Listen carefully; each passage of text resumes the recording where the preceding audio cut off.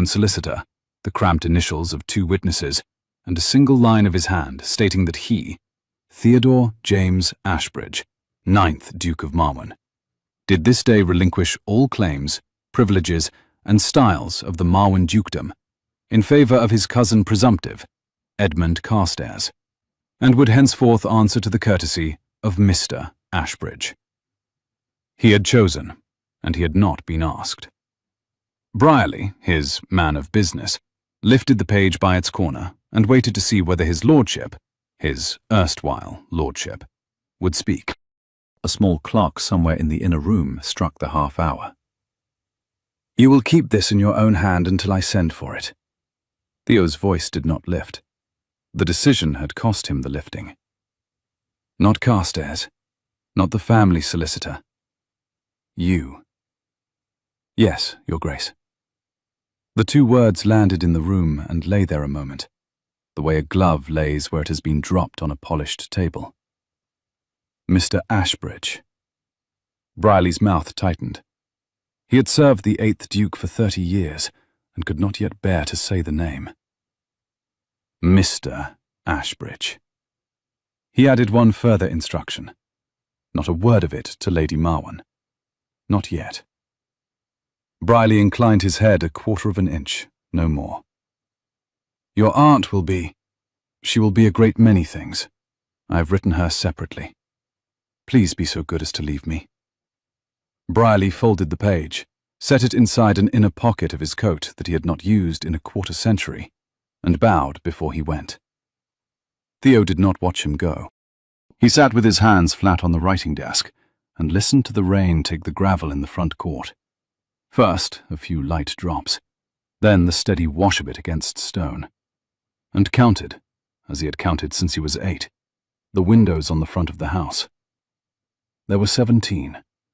There had been 17 for 240 years.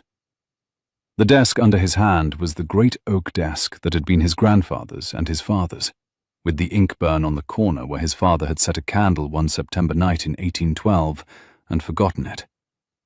The grain ran east to west under his fingers, a fine, close grain, scuffed where the blotter had rested for 40 years in the same place. He could feel the very small ridge along that edge through his cuff. The pen lay across the inkstand. The inkstand was silver and had been a wedding gift to his mother. The blotter was green. The wax was red, in a stick scored with 3 of his own thumbprints from earlier in the afternoon, when he had pressed it, and pressed it again, and pressed it a 3rd time, before he had had the steadiness to seal. He had not, when he was a boy, ever imagined himself sealing anything important at this desk. He had imagined Henry doing it. Henry had imagined Henry doing it. The 2 of them had once, on a wet Tuesday in 1805, sat on the carpet under this desk, with toy soldiers, and pretended that the panelled space beneath was a barricade outside Vienna, and Henry, who had been 11 then, had said in his certain voice that when he was Duke, he would receive his ambassadors here. Theo had not pointed out that ambassadors did not sit under desks. It had not seemed important. When the count was done, he rose and crossed to the long sash that gave onto the drive, and looked out toward the gates as if he could see her carriage from a distance of 3 counties. She would not arrive for another hour. He had given her until 5. He had also given her the things she had not asked for. He hoped she would not be too angry to forgive him for it. The carriage that came at 5 was not hers. The carriage that came at 5 was a smart town chaise with a new coat of japanning, 4 blacks, and a coachman who knew the drive too well, and the figure who stepped down was the very last figure in England Theo wished to see before the hour was up. "Edmund," Theo said from the top step. Edmund Carstairs gave him the warm, wide smile that he gave everyone within a peer's reach. He was 28, tall in a slightly stooped way that he had cultivated to suggest sensitivity, and his coat was indigo velvet of an extraordinarily good cut. He had been called handsome by every dowager in 3 counties, and he never let any of them forget it. "My dear cousin," Edmund pressed Theo's hand. "Look at you in your shirt sleeves. I have driven up to find a duke at home, and what do I find? a man at his ledgers like any squire of £40 a year. Marwan, you wound me. You will be wounded a little more before the evening is over, Theo said. Come in. The rain is in earnest. He led Edmund through the wainscoted hall, past the standing clock that had been 3 weeks slow since February, into the morning room where the small fire had been kept up and the curtains had not yet been drawn. The room smelt of wood smoke and the green of the season's first-cut hyacinths. Mrs. Pell, the housekeeper, set hyacinths in every fireplace room from March, and the smell was the smell of Marwan in spring, and had been for as long as anyone living could remember. Edmund took the better chair without being offered it. I am told, he said, that you mean to do a foolish thing. I am told you mean to marry a girl who is not, how shall I put it kindly, not at all in the part. Theo did not sit. He took the bell pull instead. Mrs. Pell will bring tea. The bell pull moved under Theo's hand. A small, clear bronze chime sounded somewhere far behind the green baize door, and 3 heartbeats later, the sound of Mrs. Pell's quiet shoes could be made out, crossing the slate flags of the back passage. The hyacinths on the chimney-piece had begun to throw their second wave of scent. Heavy, cold, very faintly sweet. The smell of a March that was thinking about April. The wainscot of the morning room creaked once as the fire warmed it. Tea. Edmund laughed without humour. Cousin, the Dowager wrote me from Bath. She is in transports of dismay. The whole of Marylebone is already discussing what they will do with you when you next show your face at the Lords. Lady Jersey has, I am told, been heard to call you the most romantical fool of the season. And that, from Lady Jersey, is not a compliment, Marwan. It is an instrument. It is not Lady Jersey's business, Theo said. It is also not yours. Edmund had not yet sat back. His glove still rested on the chair arm. It is mine, if you make the wrong choice. Edmund's smile took the warmth out of itself slowly, leaving only the curve. I am next in the entail. If you marry her, and the title goes to ruin, the title goes to ruin in my hand. I will be answering for it. You will be answering for nothing. Edmund had been turning his glove over in his hand, slowly, the way a man turns a card he does not yet want to play. He set the glove down at last on the arm of the chair. The leather of it was the colour of new straw, and the seam at the wrist had been mended once, very neatly, in a thread that was not quite the right shade. Theo saw the mending and looked away from it. He had known, since they were both at Harrow, what the small economies of his cousin's wardrobe cost his cousin's pride. Speak plainly. I have spoken plainly already. You have only to read it. Theo did not look at him. He looked instead at the rain on the long window. But not now. After tea, after she comes. She does not yet know. Edmund went very still. What does she not yet know? What I have done. And what have you done? Theo turned from the window. I have chosen. Edmund stared at him for one long heartbeat, in which a more cautious man would have understood that he had walked into a room he could not get out of by the door he had come in. Then, because Edmund was not a cautious man, he laughed. My dear Marwan, you have not even seen her in a fortnight. You cannot have chosen anything. You have brooded over it. We all brood. The girl is well enough. Marry her on terms. Settle her 2,000 a year. Set her up in the dower house. Send her to Italy with a companion when the season grows tedious. But for the love of the entail, do not, do not, do not. I have done it. The hyacinths did their small work in the silence. Somewhere in the back of the house, a footman crossed a flagstone passage.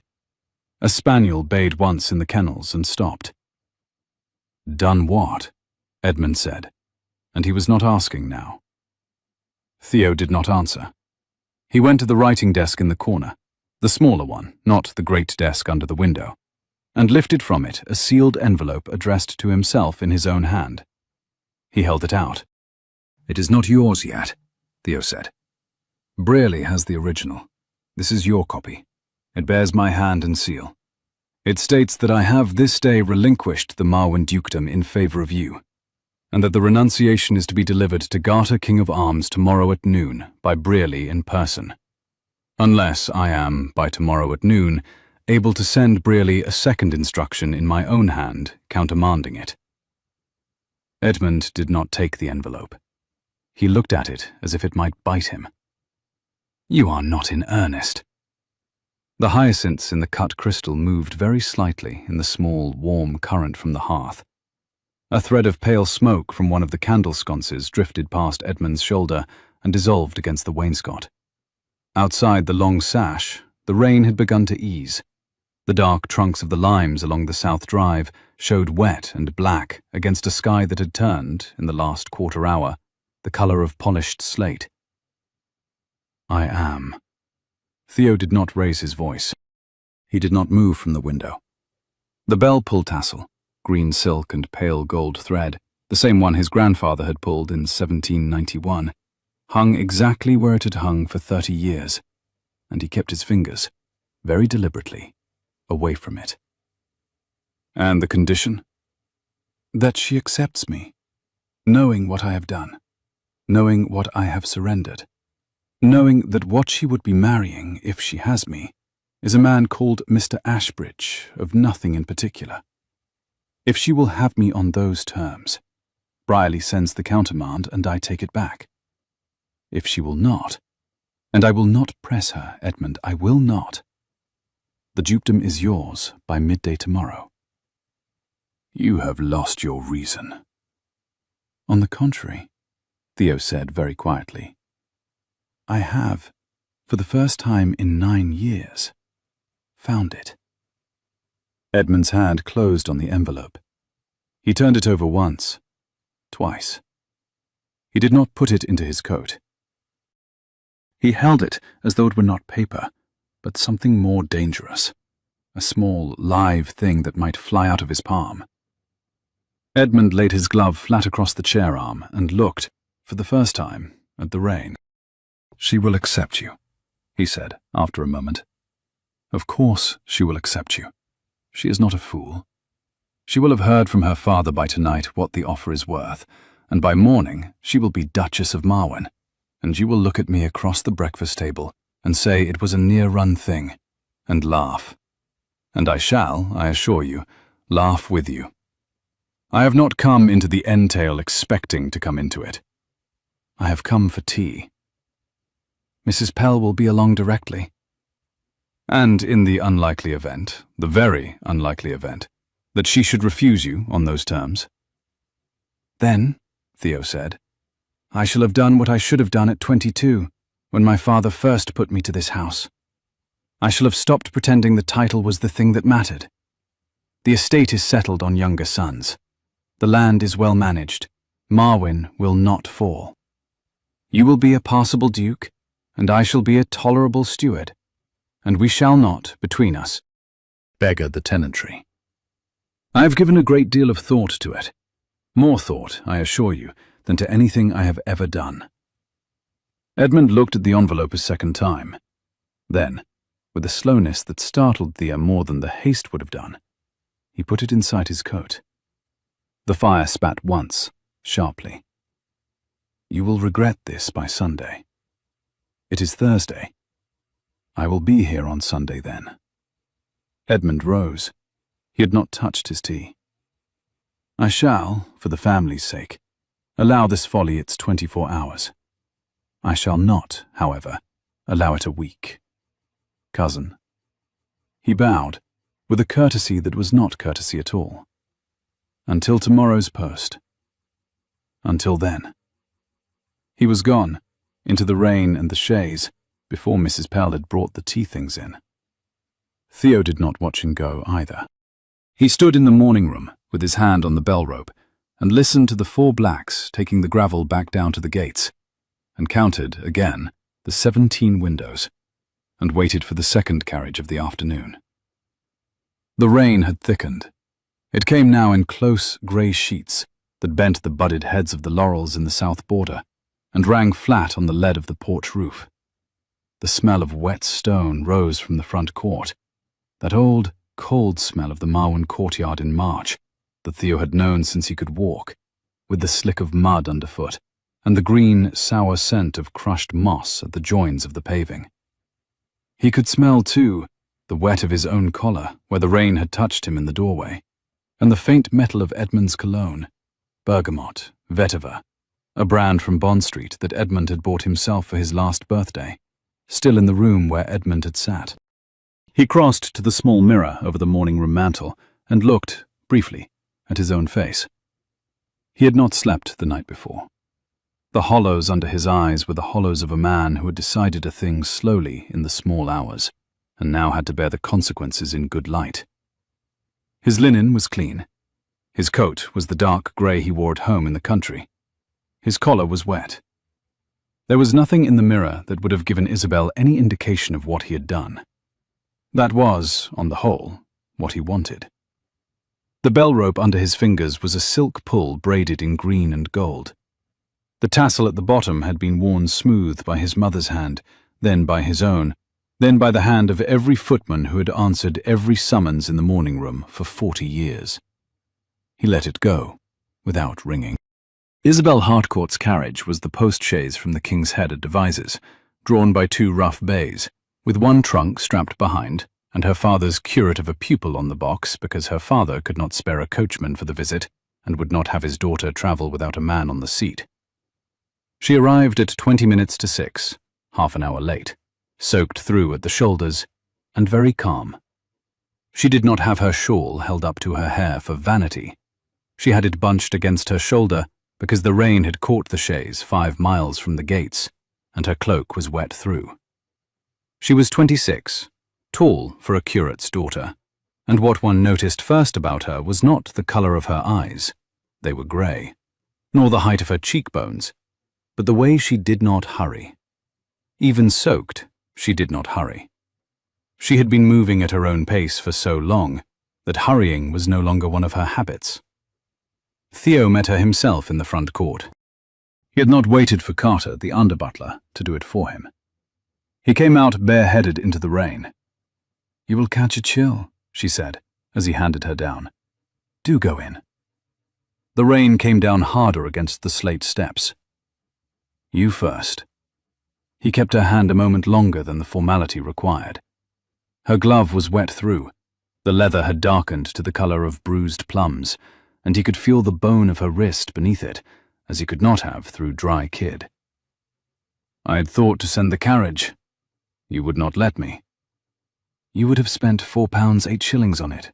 I was not having you spend £4 8 on a thing I could do for 19. "There is no point of grandeur in 19 shillings. "There is a point of 19 shillings. She smiled at him. It was a small, tired smile, the smile of a woman who had been on the road since dawn, and it was nevertheless the first thing in his day that had not cost him to bear. "Come into the house, Isabel." She set her gloved hand inside his elbow. "I am coming, Theodore." He registered, even as he led her up the steps, that she had used his Christian name without flinching. She had used it for 2 months now, since the 3rd evening in her father's parsonage, when she had decided it was foolish to call a man Your Grace, who had sat at her kitchen table eating bread and beef and refusing a second pot of tea. And she had used it every time since, with a steadiness that he had come to depend on more than he had told her. She would not be calling him Your Grace any longer in any case. He very nearly said so on the steps. He did not. There was a thing she had to be told, and the front court in the rain was not the place to tell it. He took her into the hall and gave her into Mrs. Pell's hands, with the instruction that her things were to be put in the green bedchamber on the south side, that hot water was to be sent up at once, and that supper was to be put back to 8. "And the gentleman in the morning room?" Mrs. Pell asked, very neutrally. "Mr. Carstairs has gone. He will not be returning." "Very good, sir." Isabel looked at him in the half-second the housekeeper looked away. He had not corrected the form of address. She had heard the omission as he had heard it. She did not speak of it. She gave him one short nod and went upstairs after Mrs. Pell, her wet skirts darker than the dye line at the back, leaving on the polished floorboards a thin trail of damp that the maid would scour out before the dawn bell rang. A footman knocked once, very softly, and the sound of the latch turning came up the south stair and stopped at the half landing. He waited for her in the morning room, with the bell-pull's silk cord between his fingers, and let himself, for the first time since Brierly had gone, name the thing he had done. He was no longer Duke of Marwyn. He was not yet Mr. Ashbridge. He was, until tomorrow at noon, a man in a corridor between two doors, both of which he could pass through, only one of which he wished to.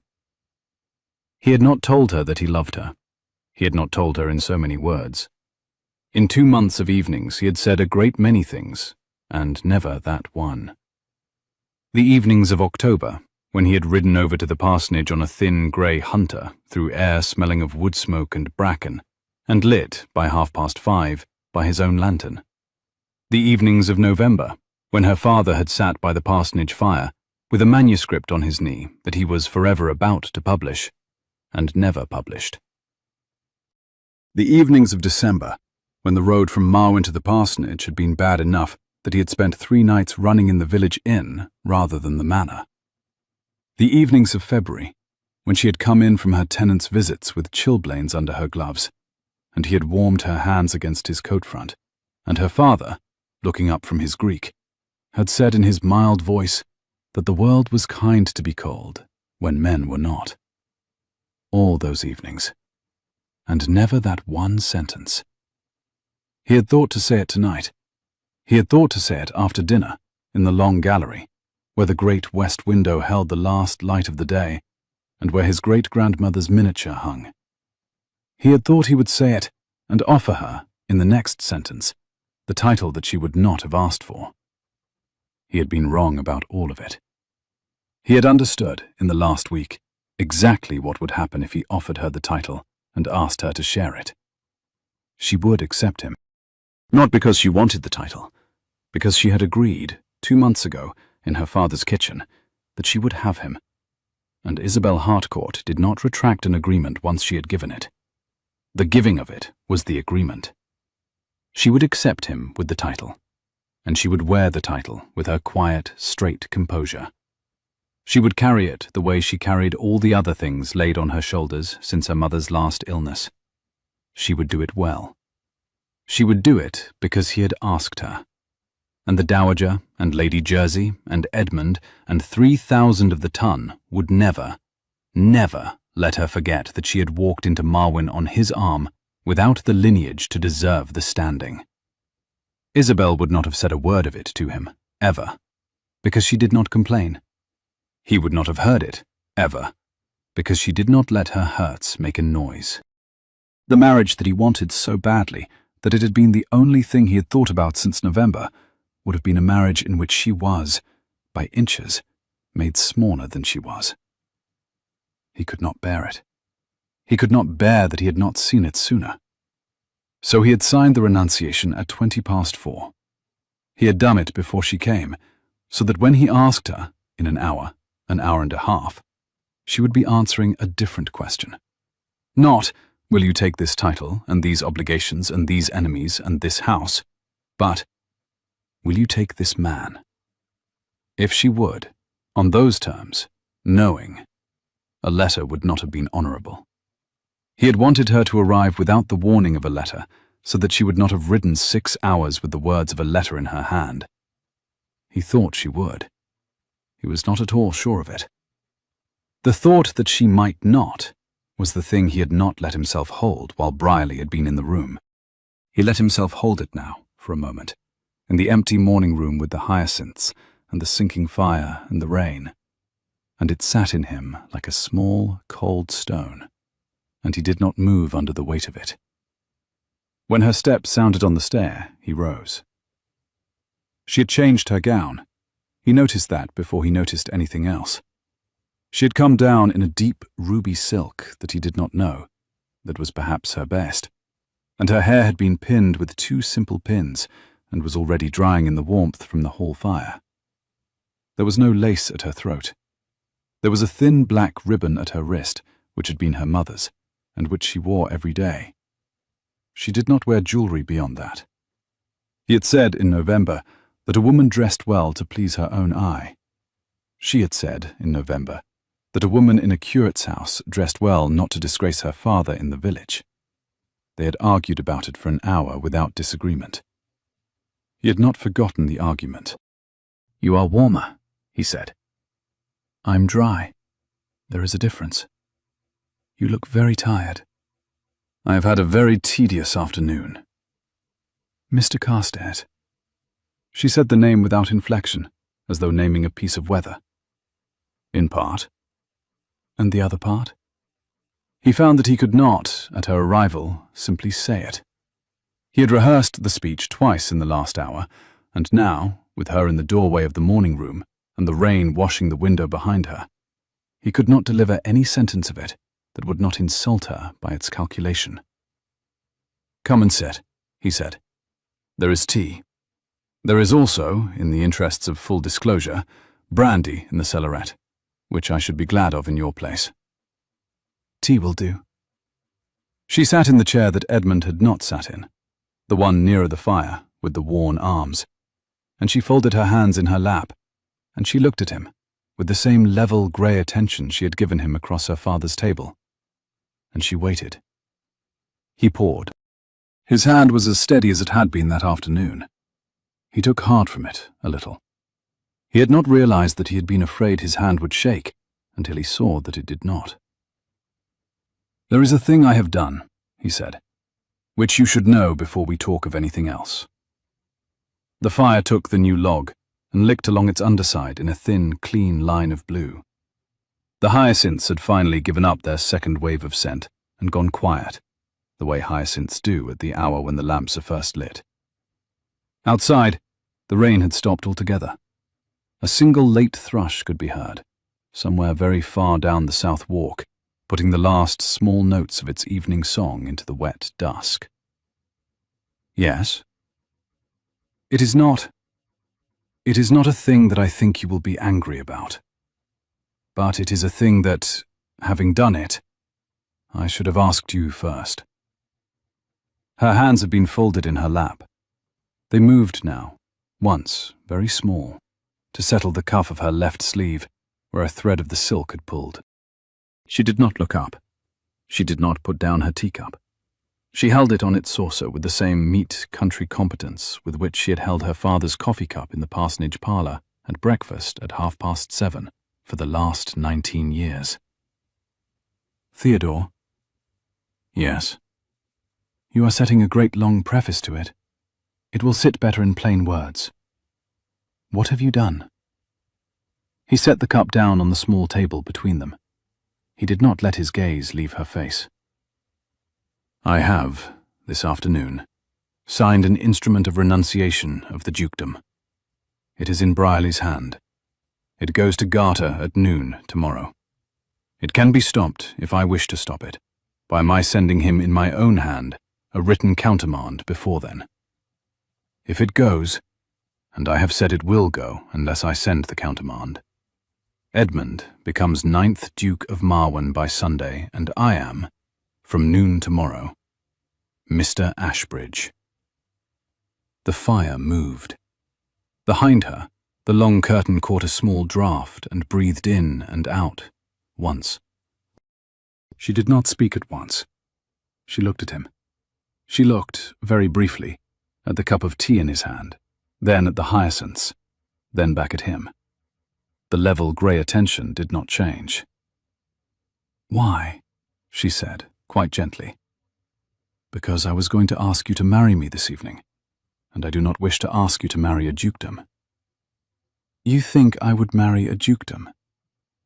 "I think you would accept a dukedom because I had asked you to, and I think you would carry it the way you carry everything that is put down for you to carry, and I think it would cost you, and I will not have it cost you.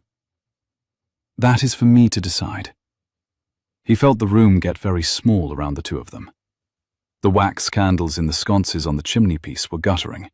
They had been lit at 4 o'clock, and it was now nearly 7, and a thin, white wisp of smoke from the nearest one rose, hesitated, and was carried sideways by the small draught from the hearth.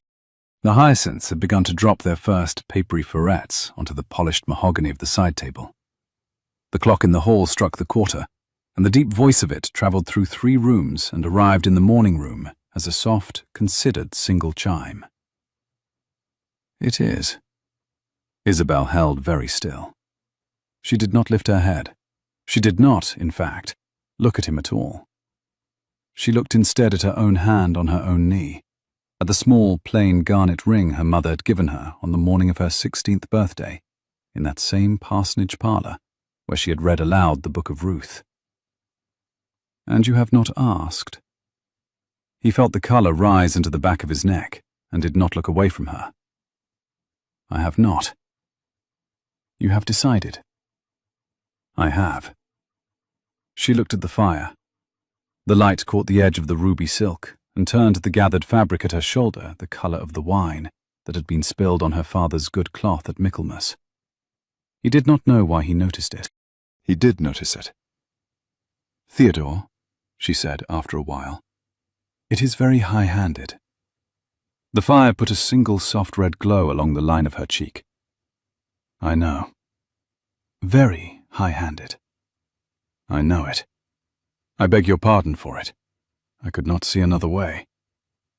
"You could have asked." "And if you had said no? If you had said no to the dukedom and yes to me, would you have said no to the dukedom? Or would you have said yes, because you had given me your word in October, and you do not retract your word, and Lady Jersey's verdict at the door of Almack's would have followed you to Marwen and back to your father's parsonage, and into Marwen Church before our first child was christened? Would you have said no?" She looked at him. She did not blink. The grey did not move. "I do not know," she said. "That," he said, "was the difficulty." She set down her cup. She had not tasted it.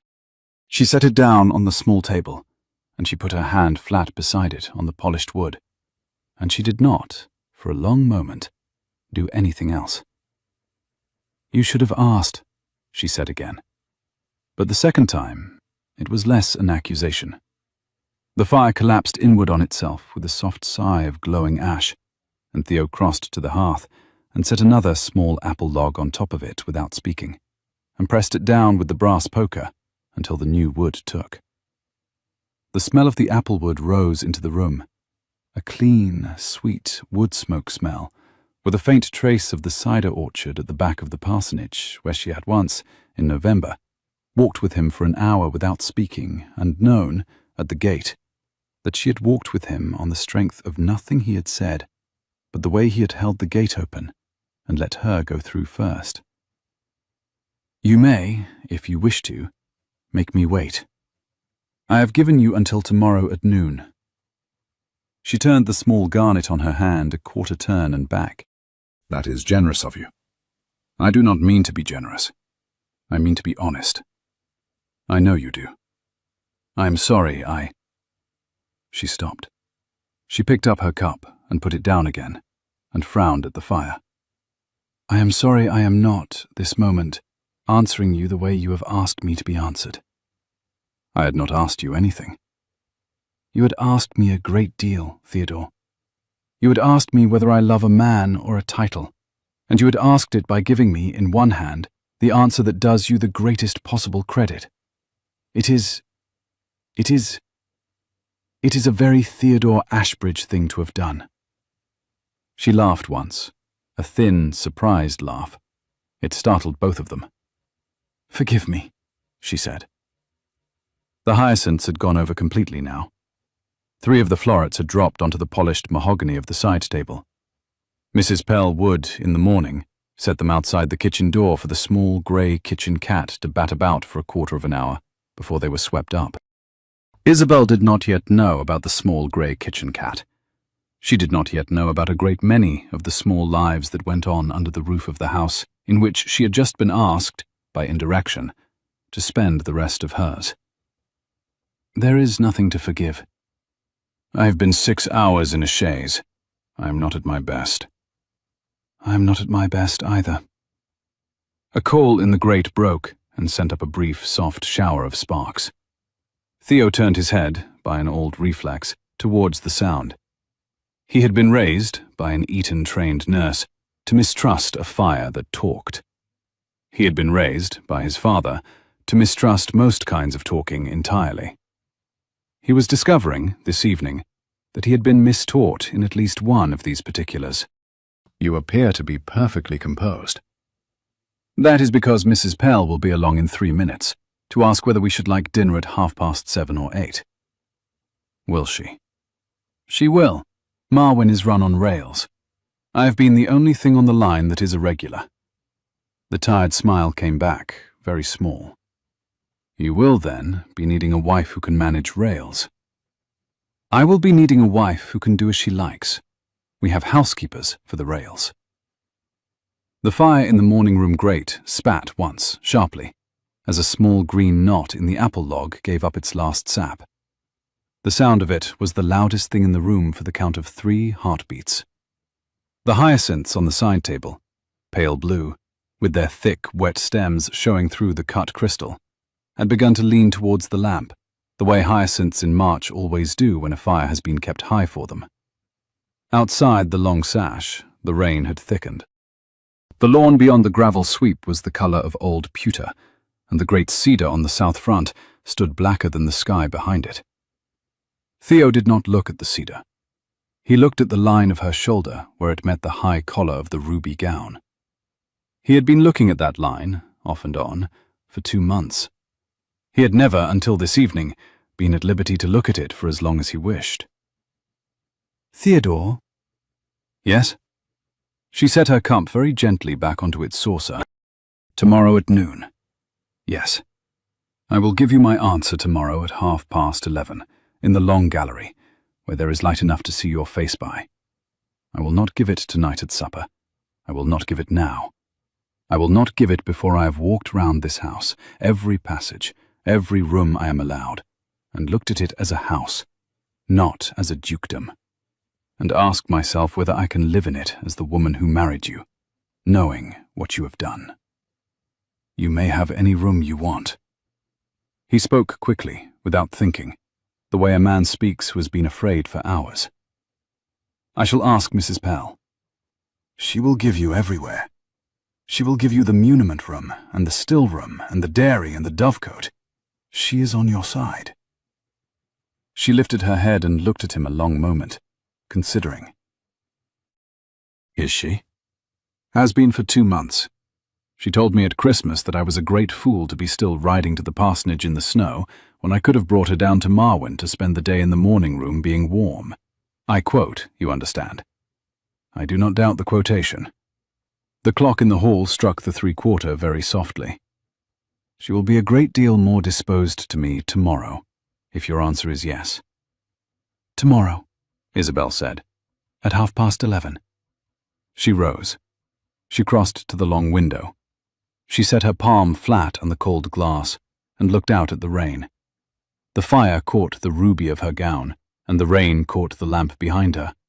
And for one slow second, Theo saw, with a clarity that did not have words, the woman who would, if she said yes, walk the gravel paths of Marwyn for the next 50 years, as if she had been planted there.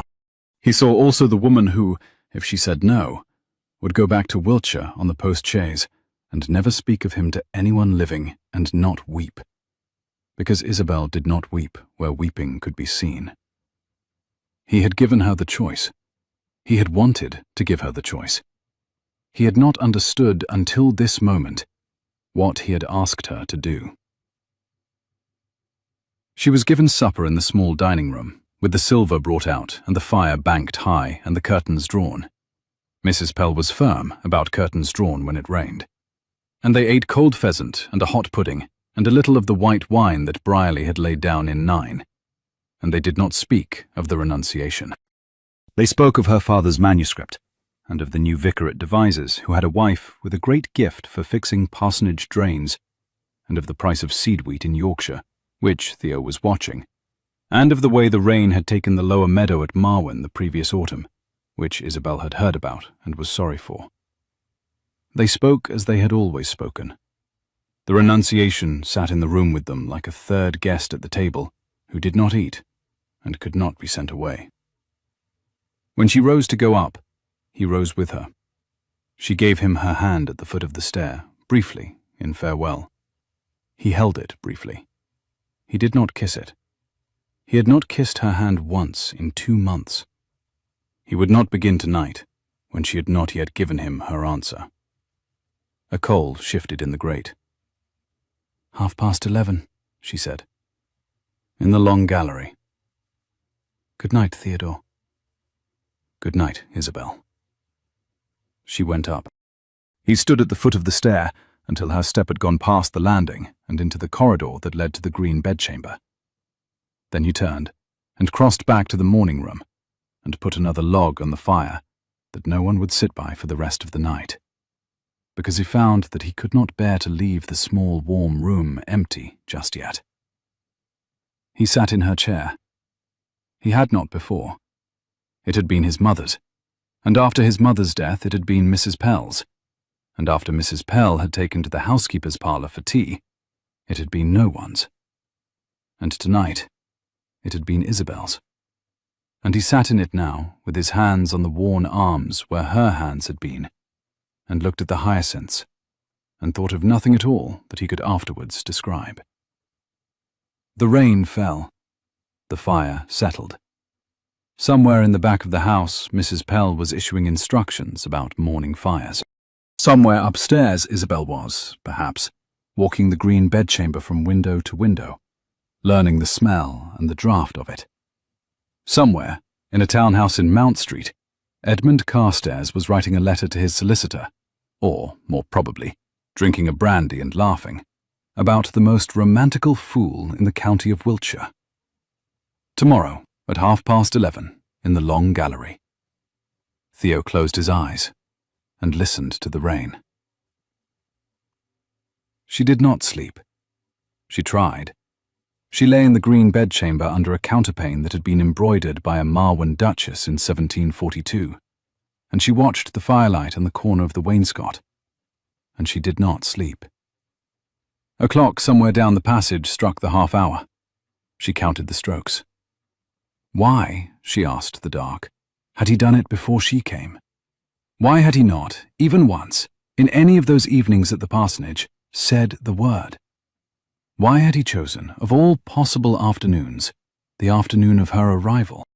The questions arrived one after another, like cards laid down on a table by an unseen hand, and she did not answer any of them. She let them lie. A coal shifted in the grate and dropped with a small, distinct crack.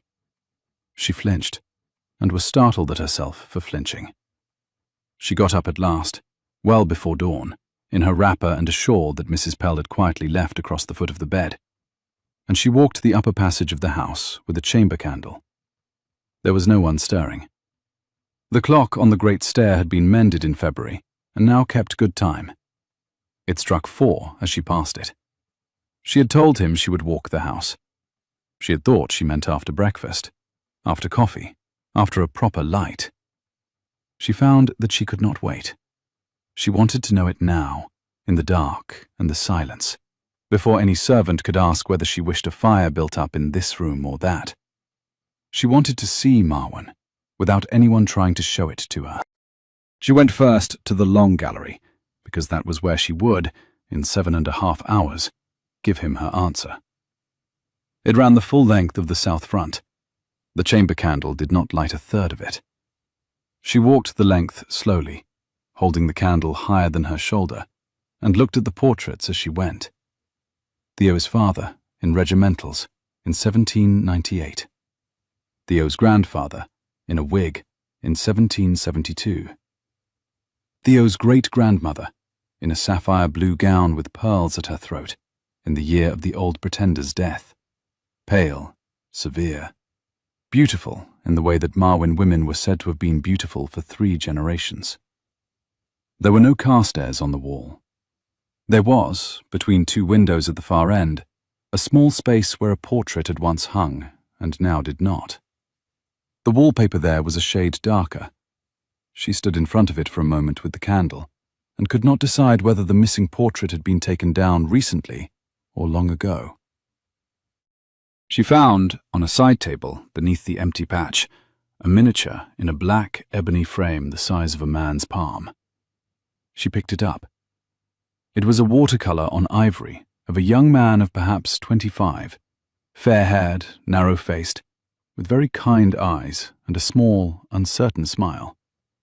She turned it over. On the back, in a slanted hand she did not know, was written, H, 1817, aged 23. She put the miniature carefully back where she had found it. She walked the rest of the house. She walked the morning room where she had sat. She walked the library and stood under the long shelf of estate accounts that went back to 1614. She walked the muniment room where Brierly kept the deeds and did not open anything. She walked the still room, which smelt of dried lavender and rosemary and the faint sweetness of last summer's quince. She walked the kitchens and surprised the undercook, who curtsied without a word and went on grinding pepper. She walked the long stone passage to the chapel and stood at the back of it and looked at the small altar by the light of one candle. The Marwen pew was at the front, with its high carved back and its duke's coronets. She did not approach it. She walked back through the house. She walked the dairy, which had a clean, cold smell. Somewhere above her, a board creaked under a maid's foot. The kitchen girls were up earlier than she had imagined, and one of them had whispered something to another by the scullery door as Isabel had crossed the passage. She had not caught the words. She would not, she thought, ever quite know what was said about her in this house, in the back passages at 5 in the morning. That was, she supposed, the condition of the bargain. She walked the dovecote in her boots in the dark, with the rain easing to a thin mist and the doves murmuring above her. The wet stone of the dovecote wall struck cold through her shawl when she leaned against it. A barn owl, somewhere off across the lower meadow, gave one slow, rough cry and was answered by nothing. She walked the drive as far as the first gate pillar and laid her gloved hand on the stone and looked back at the house. It was a great house. It was a beautiful house. It would be hers, if she said yes. But she would not be a duchess in it. She would be Mrs. Ashbridge. The portraits on the long gallery wall would not, in another 20 years, include a likeness of her in pearls. They would include, she rather suspected, a likeness of cousin Edmund's wife, in some other gown, in some other colour, possibly with greater jewels, and Edmund's wife would be the woman whom the dowager would teach to manage the dinners. That was the thing she had to look at. She made herself look at it. She made herself imagine that long gallery 20 years on, with a portrait of Mrs. Edmund Carstairs, where Theo's great-grandmother now hung. She made herself imagine attending one of those dinners as a guest. The precedence of her seat at the table would be determined by her husband's having no title, by her own being a curate's daughter, by Lady Jersey's penciled list of who should and should not be invited. She made herself imagine the words at the table. Kind words, mostly, because the country was kind to a duke who had married well, and the gaps in the words, where the kindness ran out.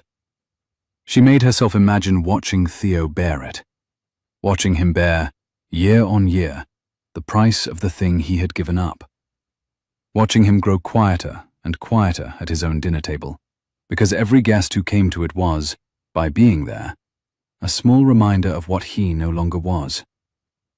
Could she ask him to live like that? Could she, having loved him as plainly as she did, sit beside him for 50 years and watch him be smaller, by inches, than he had been? She stood at the gate pillar in the mist, with her gloved hand cold against the stone, and considered this. She considered also the second picture, which was the picture in which she said yes to him, with the title still in his hand. Theo and Isabel, Duke and Duchess of Marwen. The portrait on the wall. The seat at the table determined by his rank and her marriage to him. Lady Jersey, who would, on the second Tuesday of May, have to be at home to her. The Dowager, who would be civil because she had been Lady Jersey's friend for 30 years and knew how civility was constructed. The whispering at supper in the Marylebone houses. The carriage at Almack's. The way, when a duchess curtsied to her, the duchess would do it just a fraction less deeply than she would have done it for the Dowager Duchess of Marwen. And Isabel would feel the fractional difference. And Theo, watching her, would feel her feel it. She considered, finally, though Theo had not asked her to consider this. He had been too high-handed to consider that she might consider it. The third picture. Which was the picture in which she said no. In the third picture, she went home tomorrow afternoon on the post-chaise from Marwen Town to Devizes, and from Devizes back to her father's parsonage. And she lit her own fire in the kitchen, and she made her father his tea, and she sat at the table where she had sat for 26 years, and answered her father's gentle questions about the visit, and she did not weep, and she did not write to Theo, and Theo did not write to her, and Edmund Carstairs became 9th Duke of Marwen, and put the Carstairs arms above the gate pillar she now leaned on, and Theo went off into the world as Mr. Ashbridge, and after a year or two, he married someone else, a sensible Wiltshire widow with a small estate of her own and a brisk way with children. And Isabel taught the village school until she was an old woman and remembered him. She considered the three pictures equally. She made herself. Then, because she was Isabel Harcourt, and she had been making decisions in her own father's parsonage since her mother's last illness, she walked back up the drive in the lifting mist. The eastern sky was the palest possible grey above the gates by the time she reached the front steps. The house was just beginning to stir. A bell rang once in the back of the building. A cock crowed somewhere down by the kennels. She thought, with a small private smile, that Mrs. Pell would in 5 minutes be deeply, deeply annoyed to find her boots in the front hall caked with March mud. She let herself in by the small side door that the housekeeper had shown her last night. She went up the back stairs to the green bedchamber, dripping. She washed her face. She lay down for half an hour without sleeping. When the maid came at 8 with hot water, she was sitting up against the bolster with her hands folded on the counterpane, perfectly composed, and her decision made. She would not, however, tell him until 11:30. She had given him her word that she would not, and she was Isabel Harcourt. The morning between breakfast and the long gallery was as quiet as any morning Theo could remember at Marwen. The rain had stopped before dawn. The garden steamed faintly in the new sun. Mrs. Pell brought him his breakfast at 9 and did not say what she was thinking, and did not need to. Isabel breakfasted in her room. He did not see her until 11, when she came down dressed in the same ruby silk of the evening before, pressed and dried, with a small lace fichu added at the throat, and asked, very levelly, whether he was at leisure. He had not, of course, been at leisure all morning. He had been pretending to read accounts in the library and not reading them. He shut the ledger. Always. She did not take his arm. She walked beside him to the gallery. The gallery was as full of morning light as he could have wished. He had told Carter to draw every curtain along the south front at 11:15. Carter had done it. The sunlight fell on the polished oak boards and laid the long line of the gallery out as if it had been freshly cut for the occasion. They walked the length of it slowly. She did not speak. She paused in front of his great-grandmother's portrait. She turned, finally, when they reached the small, empty patch of wall where the absent painting had been. Her finger rested an inch from the gilt cipher cut into the empty patch of wall. Who, she said, was H? He had not expected her to find it. He had not, until this moment, thought of it for a year. My elder brother, he said. Henry. He was lost in the year 17 to a fever he caught at Eton. The portrait was painted 3 months before. My father had it taken down a year later because he could not bear, after a certain point, to walk through the gallery and pass it. He took it to Marwen Vicarage instead. The vicar's wife was a cousin. It hangs in their parlour now. The miniature on the table is the one my father carried in his coat. Was it Henry's title you came into? It would have been. He was the heir. And you were not raised to it. The gallery smelled in the morning of beeswax and yesterday's wood smoke, and the very faint cold iron smell that old houses keep in their north walls until well into May. The floor, broad oak boards, laid down in the year of the Armada and worn into a soft channel down the middle of the room by 3 centuries of feet, gave back the morning sun in long stripes. A single moth from last summer hung in one of the cobweb corners of the north window and did not move. Far away on the south lawn, a thrush was working at a snail against the stone of the lower terrace, and the small, bright sound of the shell breaking carried up the gallery like a struck note on a glass. I was raised to be a country squire of £40 a year, as Edmund put it last night.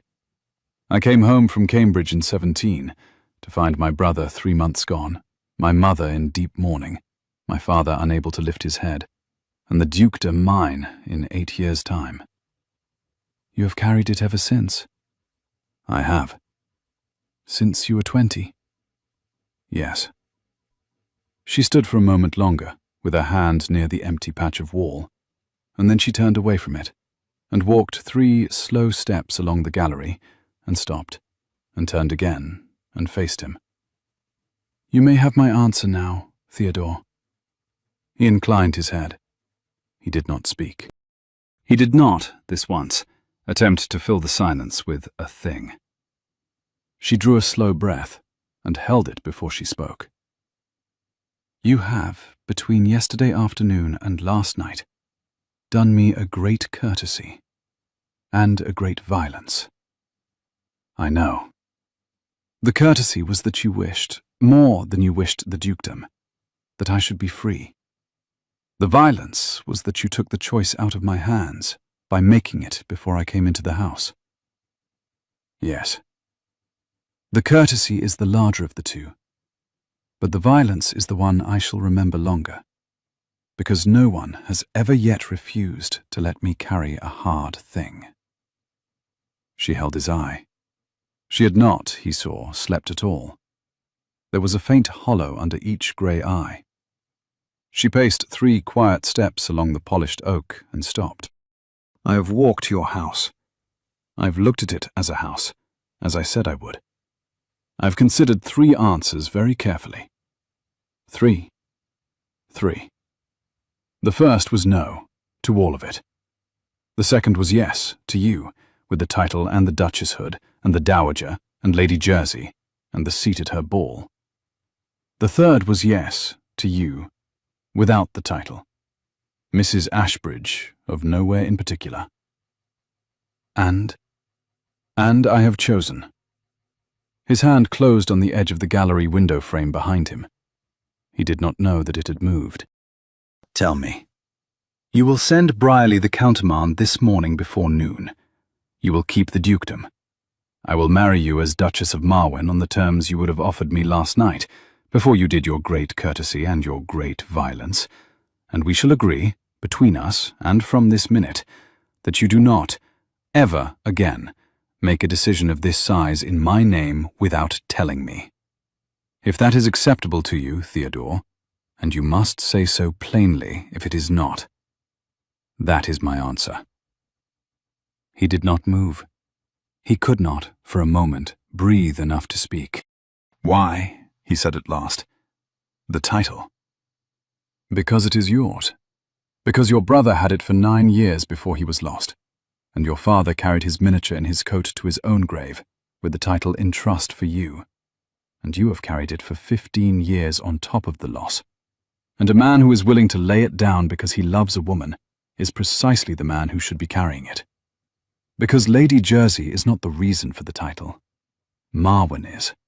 The tenants are. The standing wheat in the lower meadow is.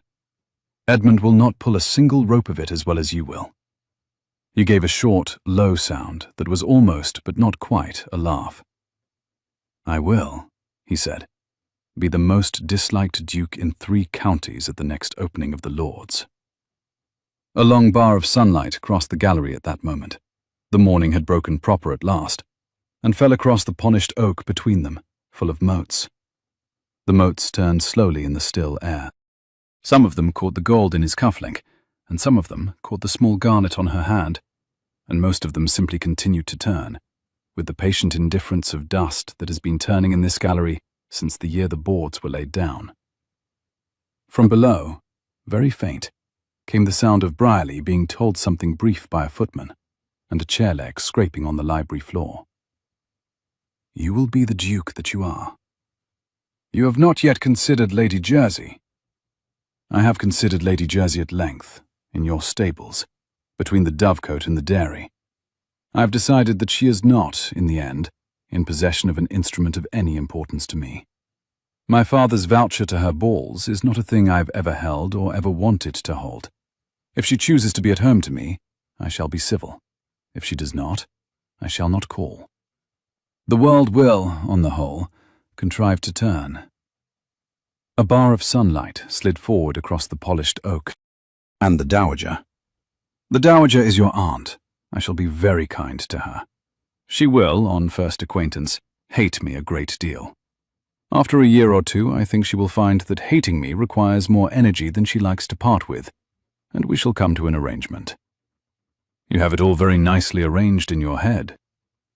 She had, while she spoke, moved her hand along the cold lead of the gallery casement and back.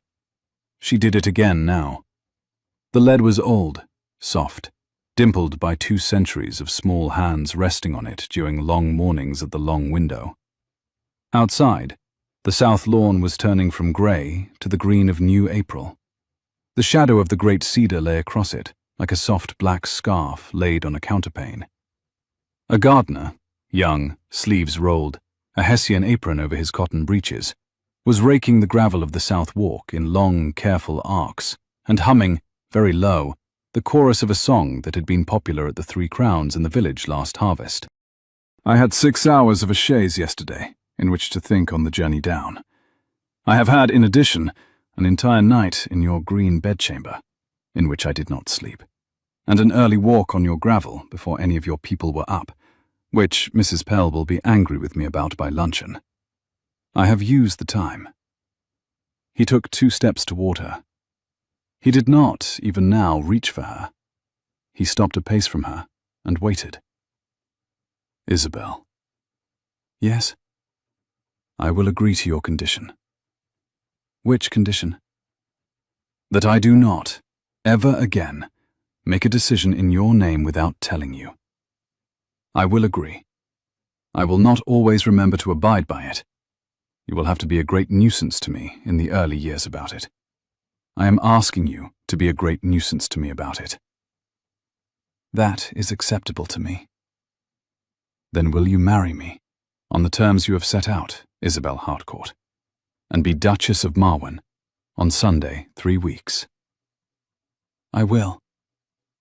The sun was very strong now along the gallery. He saw, for the first time since she had begun to speak, the smile under the level grey attention. It was the same small, tired smile she had given him in the front court yesterday, but transformed, by what, exactly, he could not have said, into a smile he had not yet seen on her, and would, he thought, spend the rest of his life trying to bring back at intervals. He crossed the last yard between them. He took her hand. He did, this once, kiss it, lightly on the knuckle, where the wet glove had bruised the skin yesterday, and the bruise was almost gone. "You must," she said quietly, looking down at the kissed knuckle. "Send Brierly the countermand. It is nearly past. Brierly is in the library. He has been there since 9. He has been waiting for one of 2 things, the renunciation to be confirmed, or the countermand to be sent. He has refused, I am told, to take coffee. I shall now make him take coffee." "You shall now make him take coffee."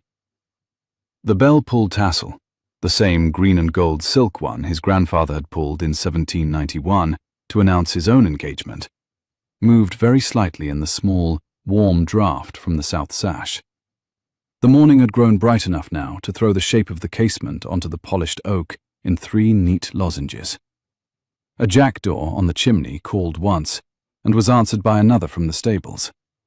Far down the south passage, a tray was being carried, china rattling softly against silver, the small, unmistakable music of breakfast being brought up at 10:30. She inclined her head and waited. "And then we shall write to your father." The thrush on the south terrace had given up the snail and gone to look for something easier. The sun was on the lower meadow now, in earnest. The grass there showed the first green of a real spring, and the brook beyond the meadow could be heard, very faintly, where it ran over the stones at the foot of the old wooden footbridge. Theo had not, in 7 years, stood in his own gallery on a March morning and noticed the brook. He noticed it now. "My father knows already." "Does he?" "I wrote to him at 3 this morning, from the green bedchamber, by candle. The letter is on the table by the window. I had not, at 3 this morning, made my decision. I had written 3 letters, one for each picture. I shall now send the one that says yes, with a postscript that the duchessing has been retained against my better counsel. Isabel." "Theodore?" "It is not against your better counsel." "It is a little against my better counsel. But you are a good man, and Mrs. Pell will help me with the rails, and I shall, on the whole, manage." The countermand was sent before 11:45. Briley took it from Theo's hand in the library with a face which managed not to register any change of any kind, drank, at the Duke's quiet insistence, half a cup of coffee, and went out by the back drive in the gig he kept at Marwentown. The renunciation in his coat pocket would, at noon precisely, be replaced by the countermand in the Garter's office in Bedford Square, and at 1:30 Briley would be on his way back to Marwen, and at 3 he would deliver to the Duke, in a separate, sealed packet, the original renunciation, to be kept in the locked drawer of the desk under the south window of the study, for the rest of Theo's life. The Duke and Mrs. Pell met in the front hall at 12:30. Mrs. Pell, on being told that her future mistress had walked the entire south front in the dark before dawn, said very neutrally that she would arrange for hot soup at 3 and a fire in the green bedchamber from now until summer, and went away to the kitchens to issue 6 separate orders. Carter, in the hall, did not say anything at all, but the corner of his mouth did, for the first time in Theo's memory, twitch. Isabel ate luncheon in the small dining room, with the curtains undrawn this time, and Theo sat opposite her, and they did not speak much, because there was, between them, the new strange ease of people who had agreed on a thing larger than either of them had quite expected to agree on. After luncheon, she wrote her postscript, and sent it down to the postbag in the hall. Theo wrote 3 letters, one to his aunt at Bath, one to the rector at Marwen, who would call the banns, and one to his man at Lincoln's Inn, and after each letter, he rose and crossed to the long window, and looked out at the gravel, and at the bare beech avenue, and at the small green shoot of the season's first crocus by the boot scrape, and he thought, with a clarity he had not felt in 15 years, that the world was not so very heavy a thing if one was honest with the people one loved within it. Edmund Carstairs' chaise was at the gate pillars at 20 minutes to 3. Theo was in the morning room with the second post when Carter brought him word. He set the letters down. He walked into the front hall. He was buttoning his coat at the door when Carter said, behind him, in a tone that managed not to be a tone at all, "Mr. Carstairs would have come on Sunday, sir. He has come early." "I imagine," Theo said, "he has had a letter." "From Mr. Briley, sir, would be my supposition." "It would be mine also." He went out. He met Edmund halfway down the steps. Edmund had not, this time, brought his own carriage. He had hired one in town, and the horses were not as well matched, and the coachman was, Theo saw without satisfaction, a man Edmund had not employed before. The smile on Edmund's face was the smile of a man who had ridden out of Mount Street with one understanding of his afternoon, and now had another. "My dear Marwen!" Edmund had come into the morning room without being announced. He had on a riding coat, the colour of dried mulberry. The cut of it was a year newer than was strictly comfortable for a country call before noon, and his boots had been polished twice that morning, once at the Black Lion at 4 o'clock, and once again at the foot of the South Gravel by the small boy who held gentlemen's horses for a penny. He carried his hat and gloves himself. He had refused, on the doorstep, the offer of Carter to take them. Edmund. The smell that came in with Edmund was the smell of his cologne, a heavy bergamot and vetiver compound he had purchased 2 years ago in Jermyn Street and had never quite finished. And beneath it, the small, honest road smell of wet wool and horse, and the bitter chimney smoke of a town inn. He set his hat down on the side table with the hyacinths. He set his gloves on top of his hat. He did not, this time, sit without being invited. The countermand, I am told, has gone. The morning-room fire had burnt down to a low, steady red. Mrs. Pell would, in a quarter of an hour, send up the third small apple log of the day. The hyacinths on the side table had been replaced. There had been time, between the gallery and Edmund's second arrival, for the gardener to bring in a fresh bunch from the cold frame at the back of the kitchen garden, and the new ones were white, with the tight, wax-green florets only just beginning to open at the top of each stem. Edmund had not yet taken a chair. At 11:45. "And the lady has said yes, with one condition, which I am perfectly content to abide by." Ah. Edmund's smile did not move. The eyes did. "I am very glad to hear it. Very glad for the family. We shall, in due course, have a fine fat christening to attend, and the dowager will reconcile herself to the bride, and I shall return to being merely the heir presumptive, and the prospect, having had its airing, will recede." Theo did not return the smile. "It will. You are very kind to receive me at all. You will stay to dinner." "I will not, in fact. I came up only because Briley's note suggested that I might still be of some service." "Briley does not suggest such things, Edmund. Briley reports facts. He told you the countermand had gone. That is all he told you. You have come on a different errand. What is it?" Edmund's hand went, for 1/2 second, to his coat. It returned to his side as if it had never moved. Theo, who had been watching for it, saw the gesture. He read it as the gesture of a man who had brought, in his inner pocket, a thing he had hoped to find a use for, and now would not. Edmund had risen, smoothing his coat with the heel of one hand. "Cousin." Edmund's smile was still in place. "May I ask one favour of you, since I've come?" "Ask?" "There is a document. It is not, I assure you, a thing you will care to see.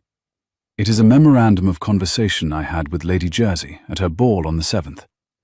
She had said certain things about the Harcourt connection, which I, foolishly, wrote down at the time as evidence, should I ever need it, that the world would not accept the match. I had thought to lay it before you. Now that the lady has agreed, and the title is kept, the memorandum is of no further use." "Then it should not be lying about. Give it to me." "Cousin, give it to me, Edmund.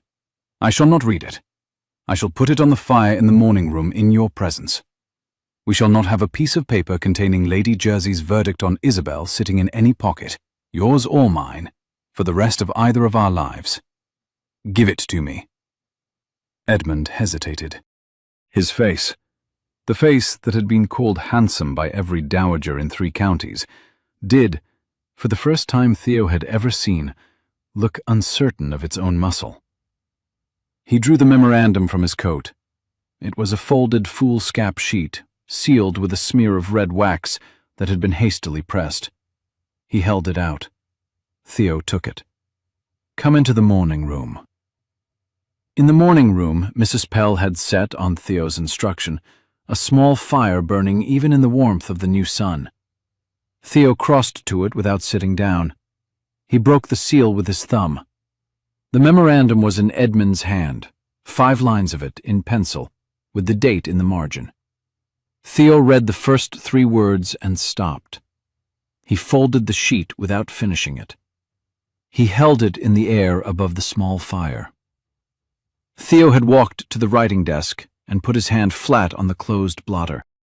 "A curate's daughter," Theo said, not looking at Edmund, "is not a lower thing than a duke's wife.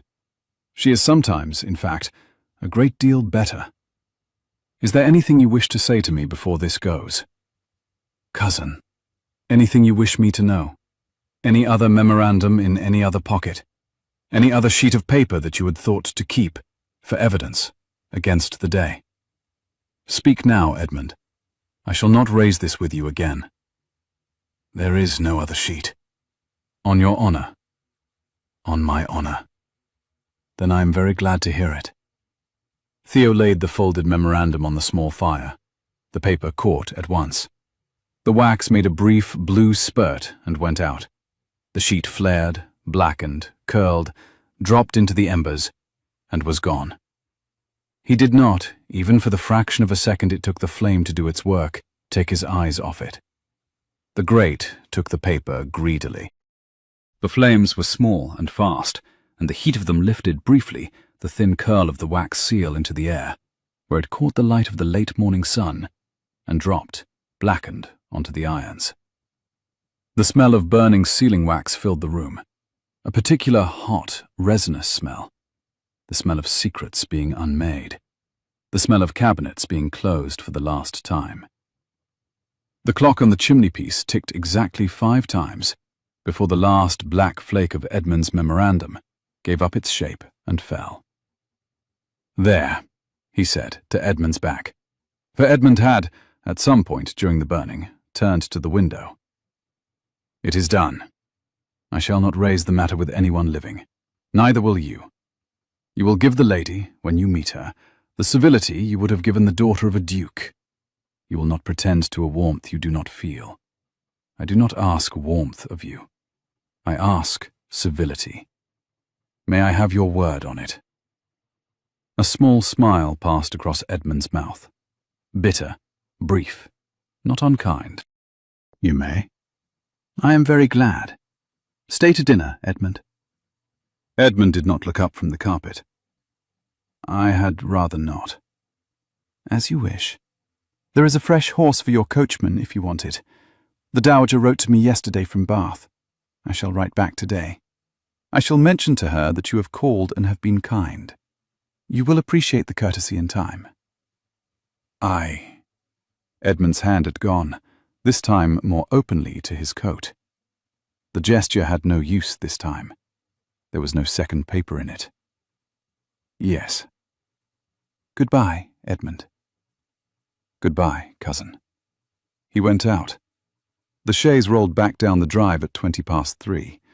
The hired horses were not well matched, and the offside leader stumbled once on the gravel and recovered, and the coachman did not, Theo noticed, draw the rein the way Edmund's own man would have done.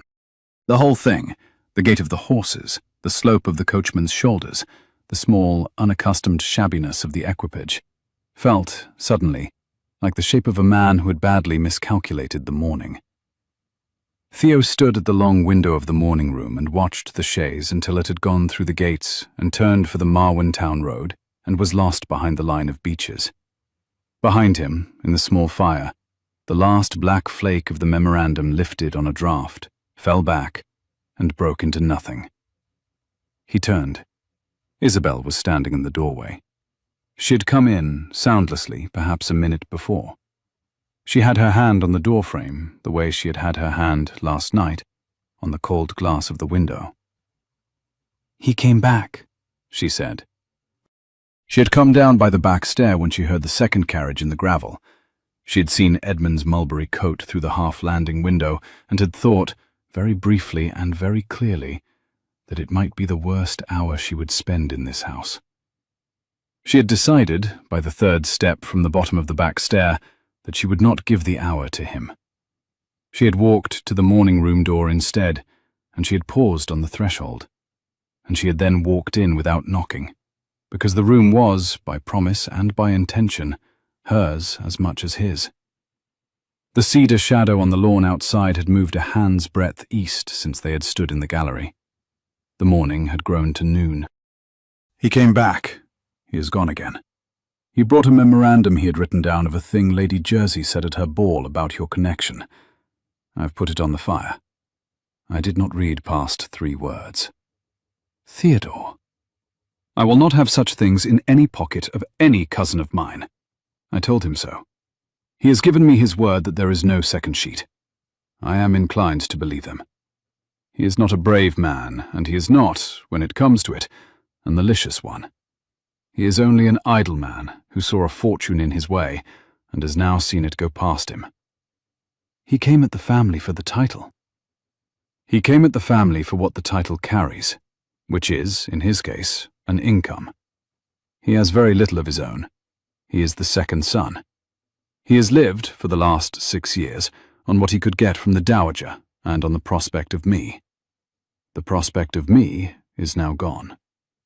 He will, in a month, have looked about himself, and he will, in a year, have married a respectable widow with money.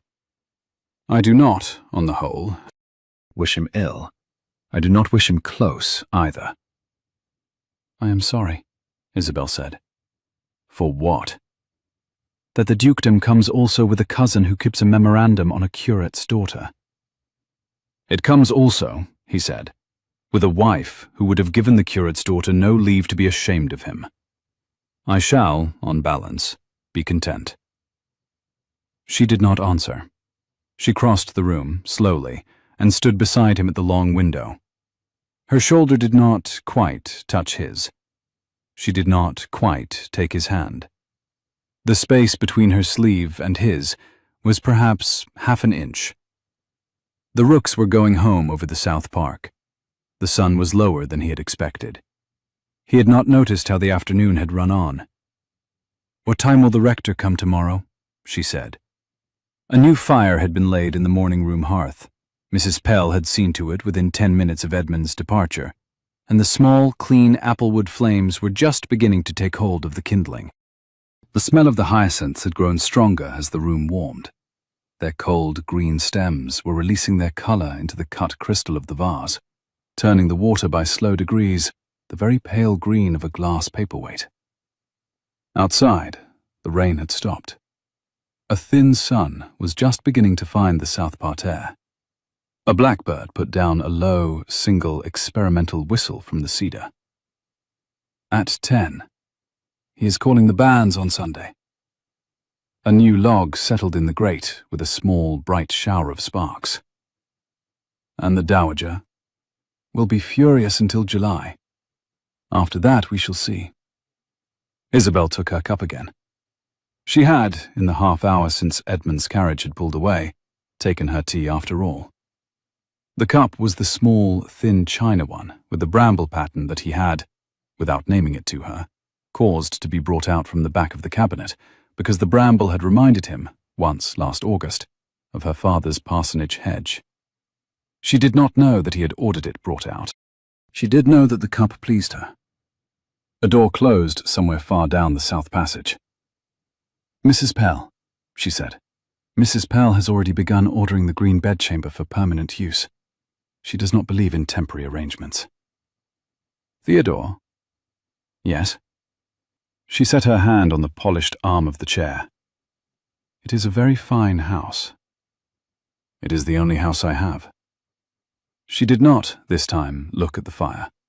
She looked at him. "It will, I think, suit me very well." He turned his head and looked at her, and saw, in the angle of her cheek against the late afternoon, what he had seen by the rainlight in the long window of the morning room the evening before. The woman who would, for the next 50 years, walk Marwan's gravel paths as if she had been planted there. The next 3 weeks passed at the pace of a country house preparing for a wedding it had not been told was coming, and had now been told was coming on Sunday 3 weeks. Mrs. Pell took possession of every room not already nailed to the boards. The dowager, in Bath, replied to Theo's letter with 5½ pages of close-written outrage, which ended, in the postscript, with a request for the precise date of the ceremony, so that she might be there. Edmund did not write. Lady Jersey did not write either. The vicar's wife at Marwen took to calling at the parsonage in Wiltshire to advise Isabel's father on what the daughter would need by way of plate, linen, and household keys, all of which Isabel could perfectly well work out for herself. But the vicar's wife had not had a wedding to manage in the parish in 11 years, and was not to be deprived. Isabel's father, in Wiltshire, wrote to Theo a letter which was so brief and so warm that Theo carried it in his coat for a week. It read in its entirety, "My dear young man," she has written, "I am very glad of you both. I shall come down for the banns. Yours affectionately, W. Harcourt." Isabel returns to her father for a fortnight to set her own house in order. The post-chaise that had brought her down to Marwen took her back. Theo did not, this time, drive her to the gates. He went in his own gig as far as Devizes, where they parted at the King's Head, with a handshake at the carriage step that was, in length and quality, no different from any other handshake in the courtyard of the inn, and which Mrs. Pell, who had insisted on coming as far as Devizes to see Miss Harcourt safely into the post-chaise, observed with a small private satisfaction, and afterwards did not mention. Theo rode home from Devizes in a slow afternoon, with a sky the colour of weak tea, and a thin, warm wind that smelt of the year's first turned earth. And he thought, on the long 6 miles, about his brother Henry. He had not, for 15 years, allowed himself to think about Henry at length. He had thought of Henry only as the precondition for his own circumstances. Henry's death, the lock that had closed him into the dukedom at 20. He had not thought of Henry as a young man, fair-haired, narrow-faced, with very kind eyes and a small, uncertain smile, in a watercolour on ivory the size of a man's palm. He thought of Henry now, on the road from Devizes. He thought of him for the 6 miles.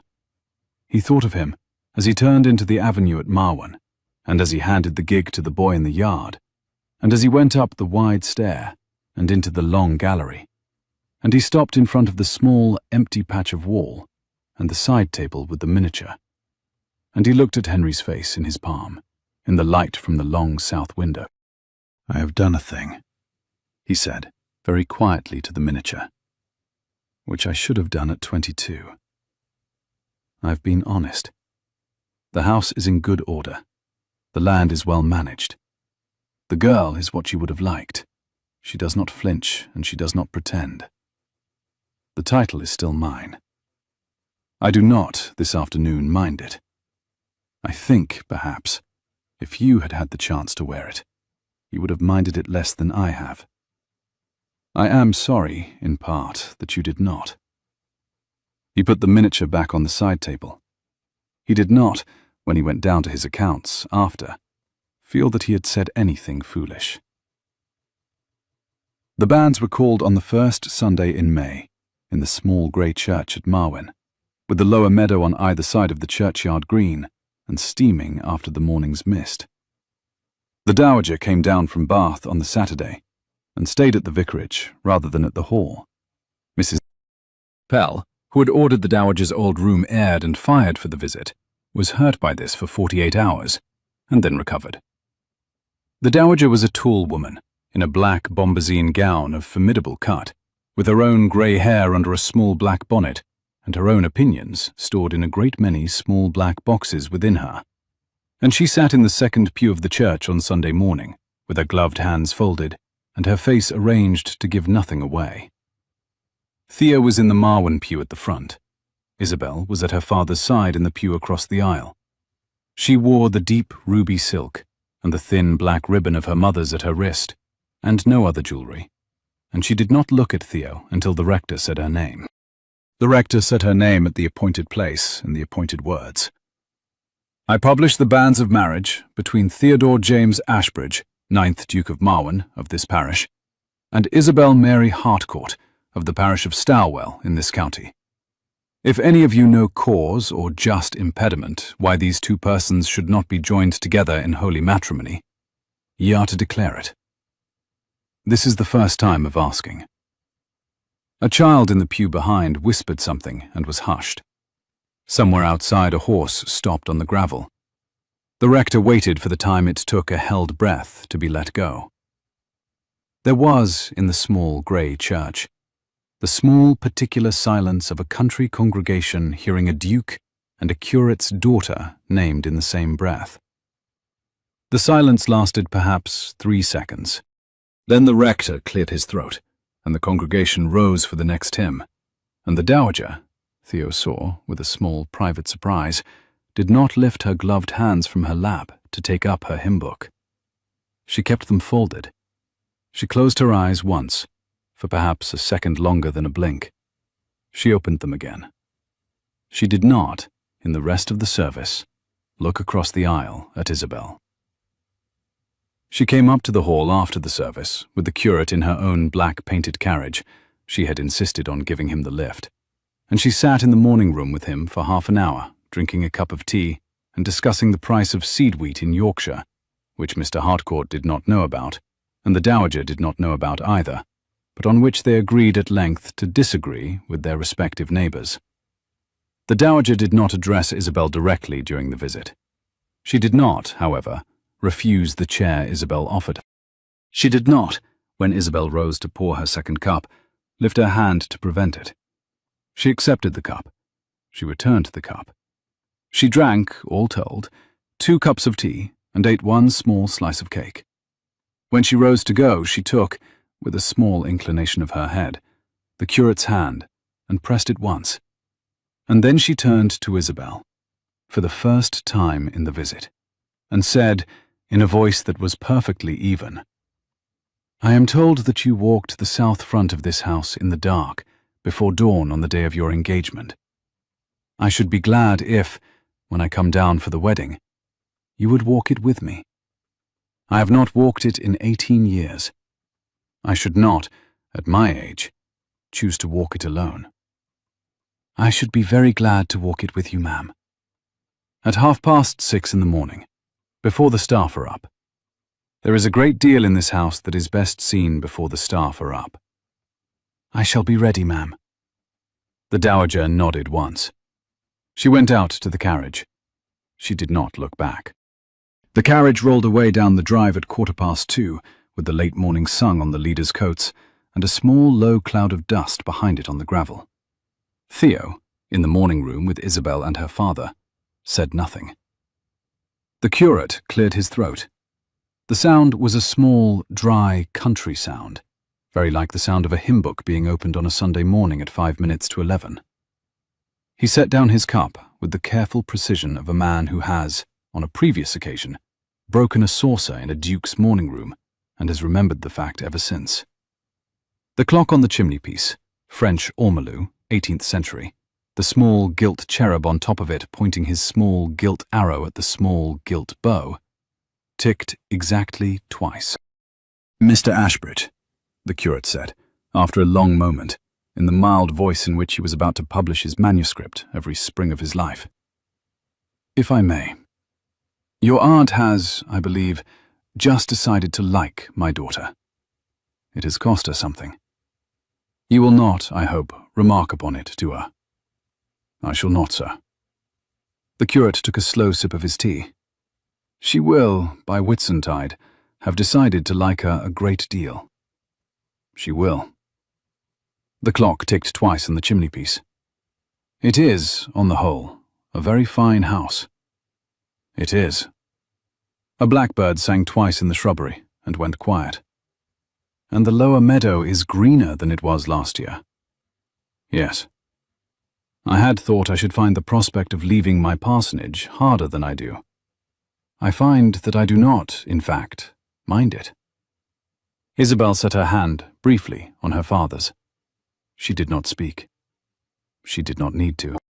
The wedding was the 3rd Sunday in May, in the same small grey church, with the hawthorn in full white flower along the churchyard wall, and the late afternoon sun on the chancel arch. Isabel wore, at her own choice, and against the considered advice of the vicar's wife of Marwan, the deep ruby silk for a 3rd time, because she had said she would not have a new gown for the day she belonged to herself the most, and because the silk had been kind to her. and because Theo had not yet, in 2 months, seen her in it without a small, particular look behind his eyes that she liked. She wore her mother's ribbon. She wore one small string of seed pearls that the dowager had sent down from Bath the Friday before in a flat black box with no note. She wore in her hair 2 simple pins. The dowager attended.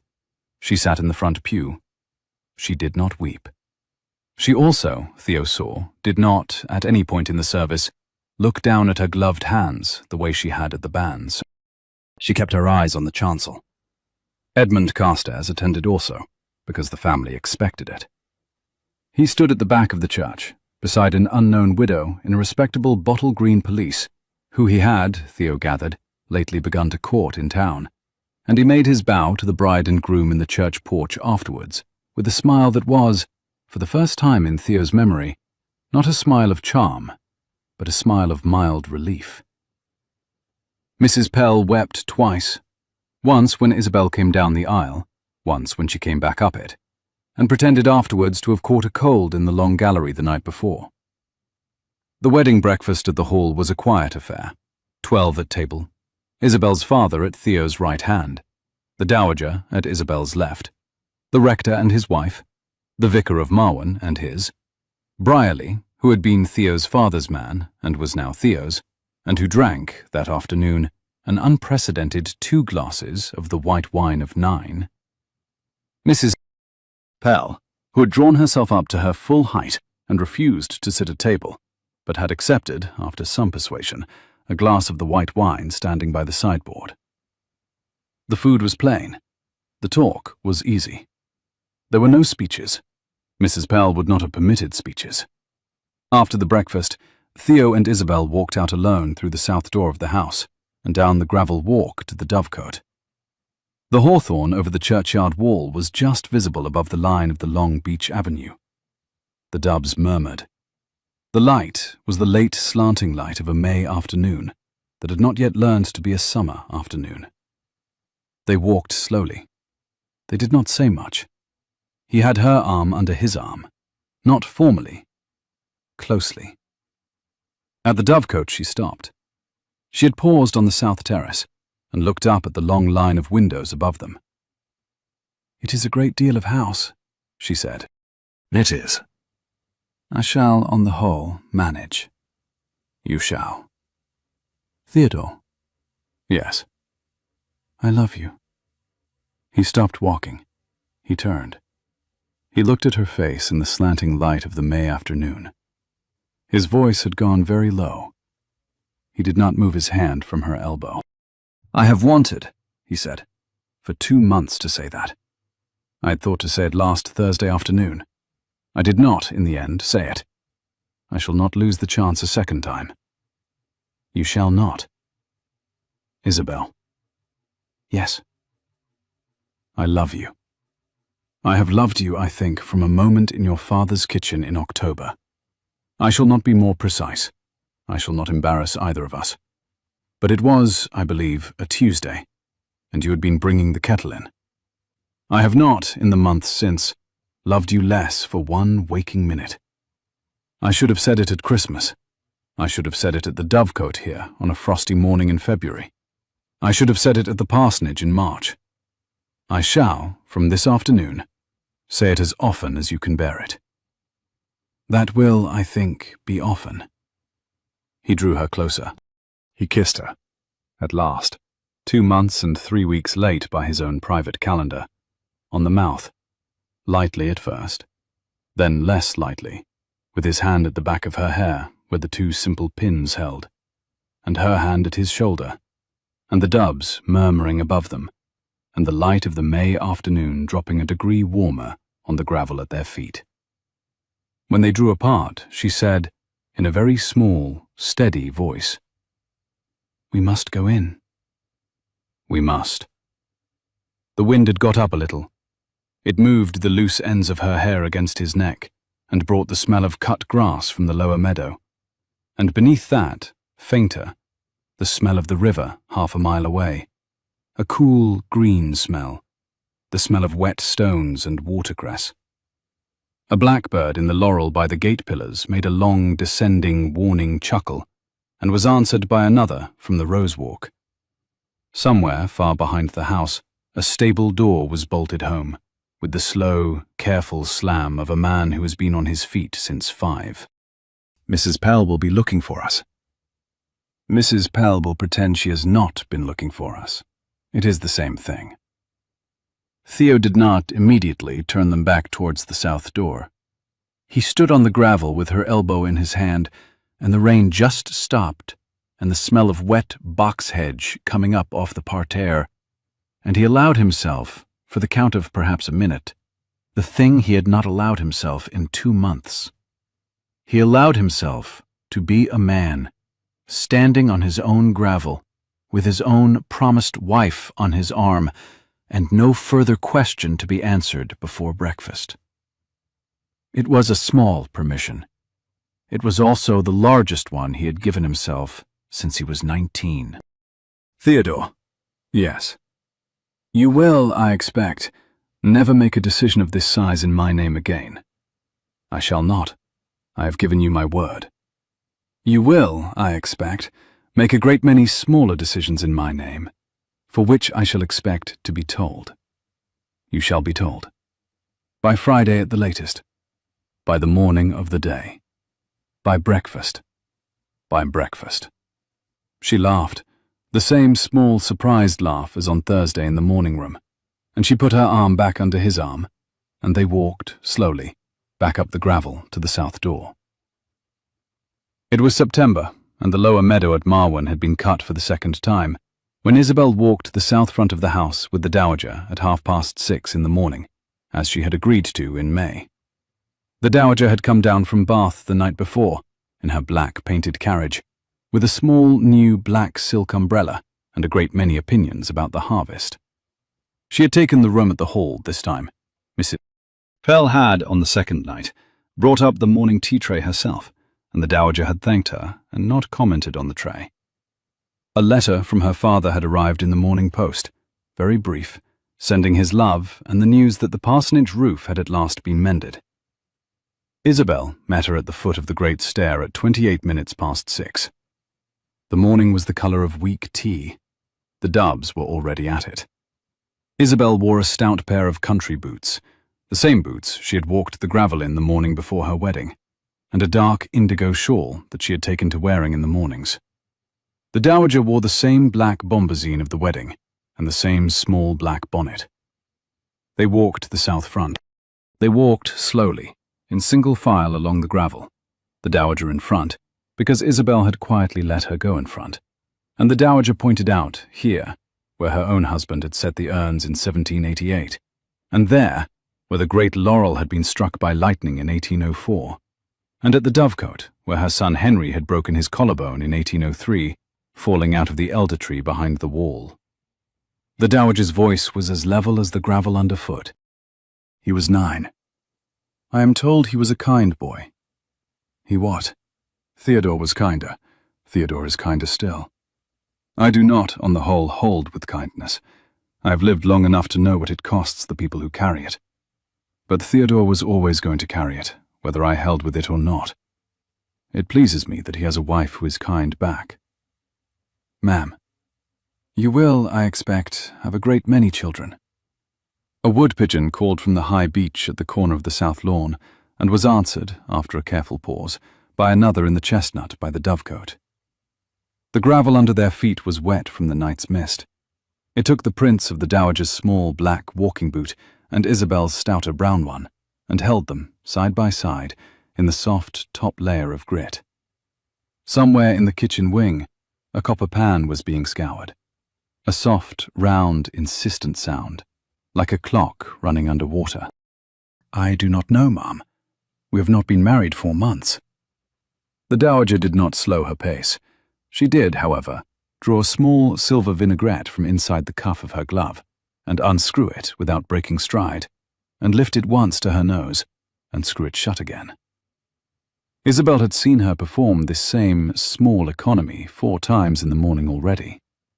It was not, Isabel had decided by the third performance, for the smell.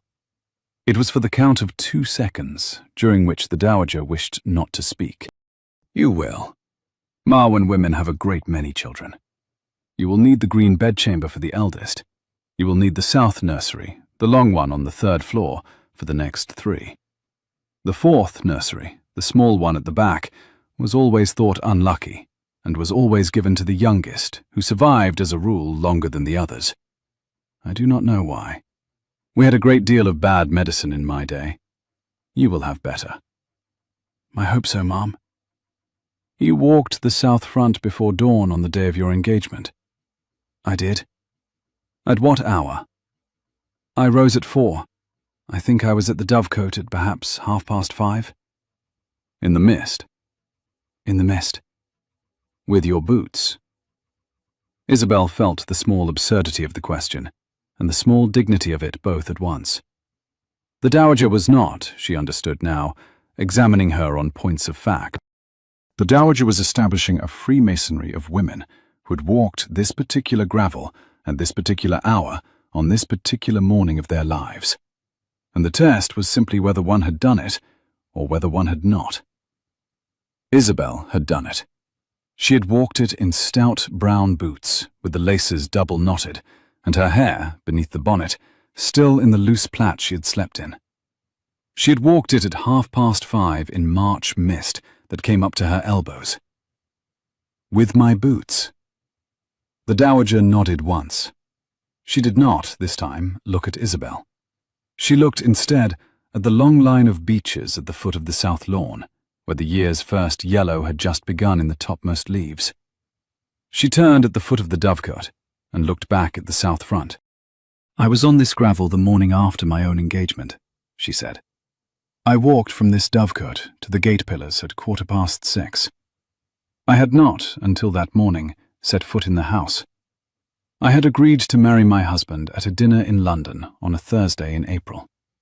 He brought me down on the following Tuesday. I rose at 4.